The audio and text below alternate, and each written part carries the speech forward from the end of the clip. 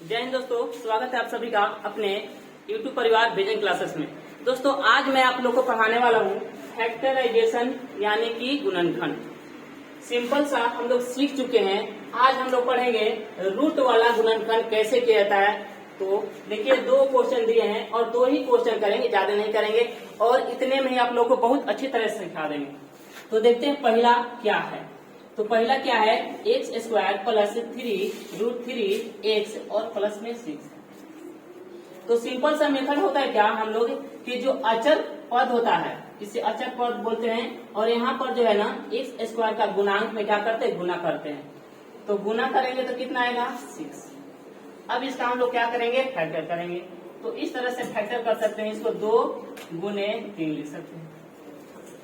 लेकिन इसको इस रूप में लिखना है कि यहाँ पर जोड़ या घटा है तो कितना आ जाए, 3√3x और यहाँ पर गुना करें तो कितना आ जाए। तो इसे हम क्या 2 को इस तरह लिख सकते हैं, 2 गुने 1 और इसे क्या लिख सकते हैं हम लोग, इसे लिख सकते हैं √3 गुने √3, क्योंकि जब √3 में √3 से गुना होता है तो 3 होता है।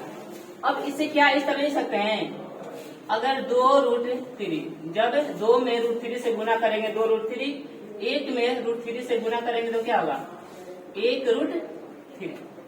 अब ध्यान से देखिएगा, अगर 2√3 और 1√3, 2√3 और 1√3 जोड़ेंगे तो कितना आएगा, 3√3 जो हमारा मिल जा रहा है। अब इसको जब गुना करेंगे 2√3 और गुने 1√3 तो कितना आएगा, 2√3 में √3 से गुना करेंगे 3 आएगा और 2 में गुना करेंगे तो कितना आ जाएगा, 6। तो देख रहे हैं कि जब जोड़ रहे हैं तो 3√3 आ जा रहा है और जब गुना कर रहे हैं तो 6। अब इसे हम इस फॉर्म में लिख देते हैं, x square plus 2√3x plus √3x और साथ में। अब इसे भी हम लोग क्या लिख सकते हैं, इसको मिटा देते हैं थोड़ा इसको। तो देखिए 6 को हम क्या लिख सकते हैं, 2√3 और √3। तो यहाँ भी जो है ना हम लोग ए ही लिख देते हैं। क्या लिख देते हैं, इस 6 की जगह पे 2√3 और √3, क्योंकि कॉमन लेने में थोड़ा आसानी हो। अब यहाँ पर देखिएगा ये दोनों में कॉमन क्या होता है, कॉमन लेने आता होगा आप लोग को, और नहीं तो सिखा देंगे किसी दूसरे वीडियो में। तो देखिए यहाँ पर हम x कॉमन लेते हैं। क्या कॉमन लेते हैं, x, क्योंकि यहाँ पर x है यहाँ भी x है और तो यहाँ पर कॉमन ले आएगा नहीं।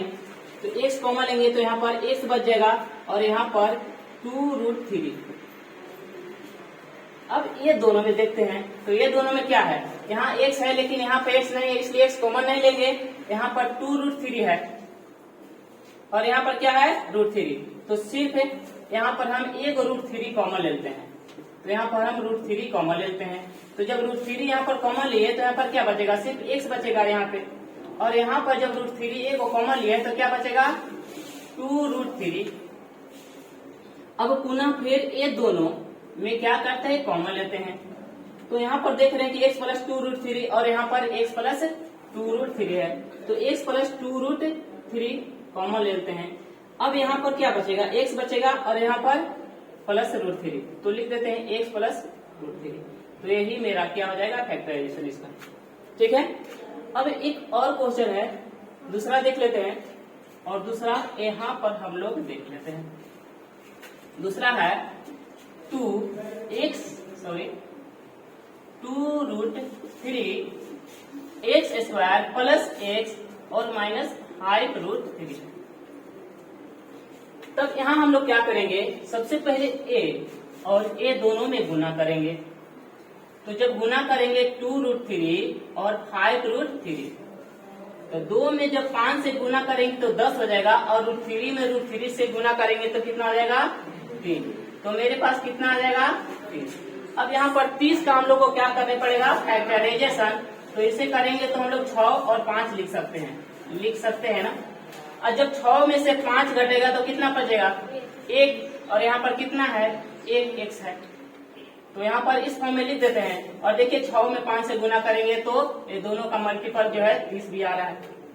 तो इसे इस तरह लिख सकते हैं 2√3 x square plus 6x minus 5x और माइनस 5√3।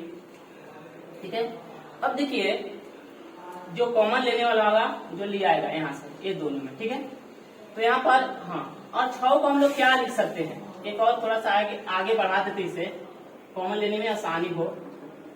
2√3 एक्स स्क्वायर और 6 को क्या लिख सकते हैं, 6 को हम लिख सकते हैं 2√3 गुने √3 और साथ में x, और ये माइनस 5x और माइनस 5√3। ठीक है, अब देखिए इसे इस तरह हम कॉमन लेते हैं, तो ये दोनों में देखते हैं तो क्या कॉमन है। तो यहाँ पर 2√3 है और यहाँ पर भी 2√3 है, और साथ में यहाँ x है और यहाँ भी x है, तो 2√3 x कॉमन ले लेते हैं। जब इतना कॉमन लिए तो यहाँ पर सिर्फ एक x बचेगा, क्योंकि x y है तो x बचेगा। अब यहाँ पर क्या बचेगा, सिर्फ √3 बचेगा। क्या बचेगा, √3। अब यहाँ पर जब कॉमन लेंगे तो यहाँ पर सिर्फ क्या कॉमन लेंगे, हम 5 कॉमन लेंगे, तो यहाँ पर x प्लस √3 बच जाएगा। ठीक है, अब फिर इन दोनों में कॉमन लेते हैं, तो ये दोनों में क्या कॉमन है, x प्लस √3 और x प्लस √3, तो x प्लस √3 कॉमन लेते हैं, तो यहाँ पर क्या बचेगा 2√3 x और माइनस में, तो यह इसका सेकेंड का सोल्यूशन। ठीक है, तो यदि वीडियो अच्छी लगी हो तो प्लीज वीडियो को लाइक एंड चैनल को सब्सक्राइब कर ले। Thanks for watching.